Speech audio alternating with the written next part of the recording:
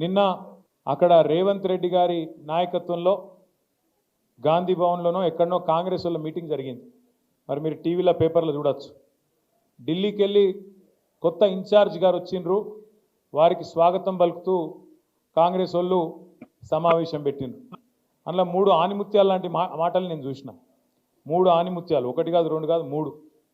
ఒకటి రేవంత్ రెడ్డి గారు సెలవిచ్చిండ్రు, ఏమని?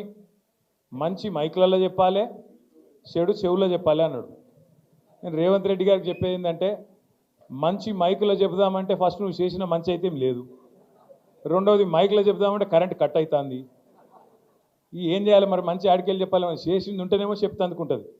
ఇక చెడు చెవులలో చెప్పుడు మొదలు పెడితే రేవంత్ రెడ్డి గారు, నువ్వు చేసిన చెడు హైడ్రా బాధితుల నుంచి మొదలు పెడితే, భూముల మీద నువ్వు చేస్తున్న దౌర్జన్యాల నుంచి మొదలు పెడితే, ఇవాళ ఆర్ఆర్ ట్యాక్స్ నుంచి మొదలు పెడితే, నీ అవినీతి వల్ల ఇవాళ కుప్పగూలిన శ్రీశైలం సొరంగం నుంచి మొదలు పెడితే, మొన్ననే కొట్టుకపోయిన పెద్దవాగు నుంచి మొదలు పెడితే, లెక్కలేదు మునిగిన వట్టెం పంప్ హౌస్ నుంచి మొదలు పెడితే, చెడు ఎప్పుడు స్టార్ట్ చేస్తే నీ చెవిలా రక్తం గారుతుంది, యాది పెట్టుకోని చెప్తున్నాను నేను.